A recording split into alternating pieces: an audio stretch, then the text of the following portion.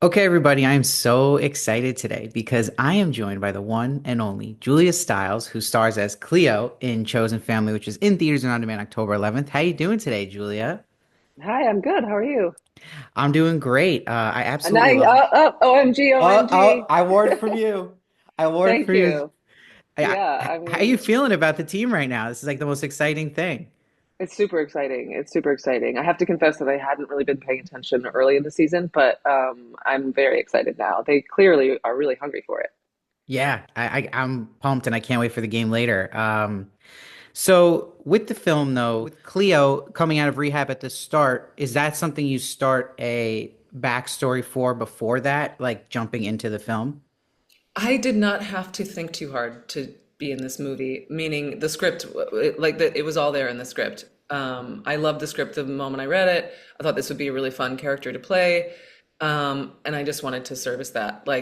Uh, they're heightened characters and a little bit exaggerated, but I think I also gravitate towards like characters that say or do things that you just can't do in real life. And so the fact that Cleo's being picked up from rehab and she's just very irreverent and kind of no bullshit. To me was really fun. Like she clearly rehab didn't do great things for her and she'll probably be going back, but I don't know. She's just like very much, her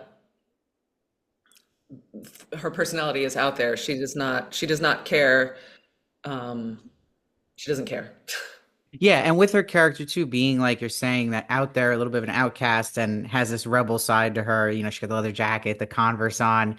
Was this anything you could relate to at all, or did it feel foreign? Foreign, because I think as an actress, I've spent so many years making sure that I'm doing what other people will approve of.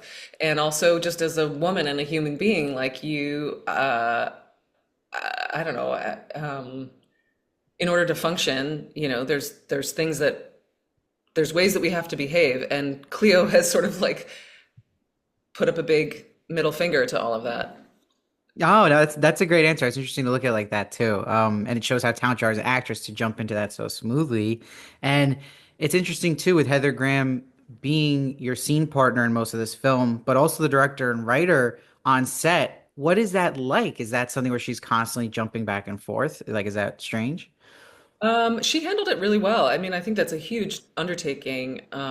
It's an undertaking just to direct a movie, but I think for her to be in every scene as well is very challenging. But she handled it with such grace. Like when you're actually acting in a scene with her, she didn't make you feel like she's sitting back critiquing you.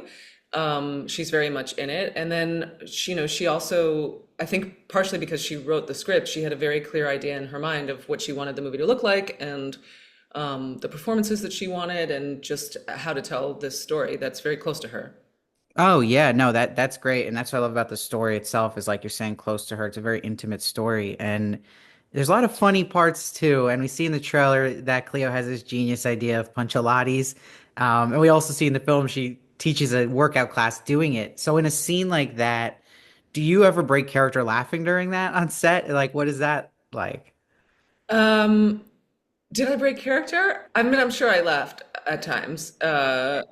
Because it was very silly and Heather was just like do whatever you want, like there was no choreography, it was just sort of, and that's the point of it, is that this girl has not put much thought into her exercise regime. I mean, it's more just about like letting out your visceral anger, I think, which was also very fun. Yeah, no, there was, I mean, that's the beauty of working on a comedy like this, is that you go to work every day and it's so much lighter, and the energy that you have to carry with you throughout the day is just like trying to make other people laugh, trying to make yourself laugh, which is very different from a drama. Yeah, no. And I'm interested to know too, because like there is a lot of funny moments in this. It's got light moments, but also some very heavy moments. So being such a seasoned actress, do you still get nerves before scenes like that? Or even the funny scenes? Like, do you feel nerves? I didn't. I mean, I think, and I'm not saying that I don't ever get nervous, but I think to Heather's credit, she makes everybody feel at ease. Um, I sort of felt like with this part, I could do whatever I wanted. And Um, and also, part of the job as an actor is to be able to get over your own nerves. But I didn't feel very nervous on this set.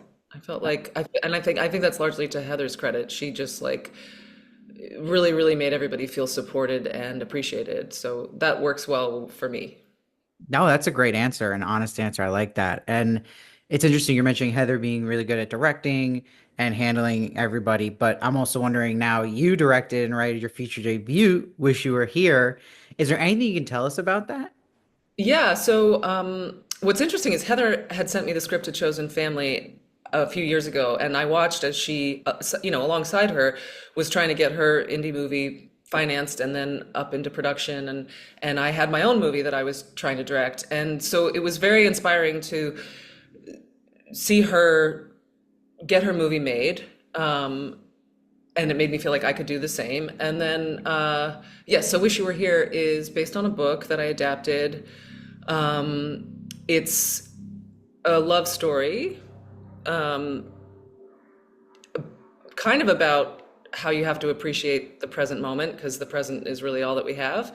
And it'll be coming out in theaters early next year. Oh, that's exciting. So, is there anything you want to make sure you did as a director directing a feature film that was like going to be your thing on set?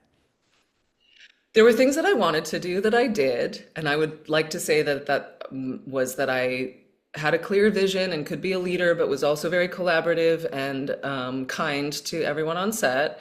And then there were things that I wanted to do as a director that I don't think I did, which was literally everything that I told myself I was not going to do with actors, I think I ended up doing, which is like, I was always like, I'm going to let them do one take that's theirs and I won't give notes and I'll just let it be theirs and then I'll come in and give notes. And then it was just like because we don't have time, I'm like more happy, more sad, faster, slower. Hmm. Yeah, no, I like that. And is there any films you watched in particular to like maybe inspire you for how you were gonna approach your film?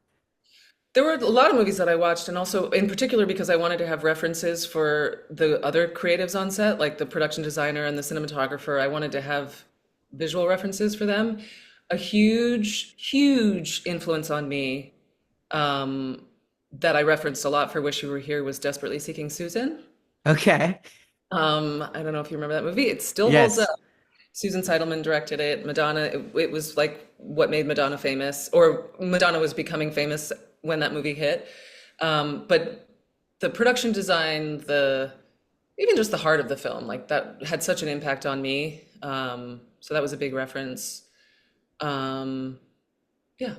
Yeah. I'm excited for everyone to see that film. I'm excited for everyone to see this film and your amazing acting in Chosen Family. Before I let you go, being a fellow diehard Mets fan, do you think this team can go all the way this year?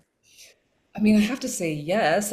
Can we do it? Yes, we can. I don't have a crystal ball, but I feel like if oh, this has got to be their year. I mean, it's a tight race. Like there's a lot of competition and great teams out there, but it feels like the Mets really, really want it, and that goes a long way.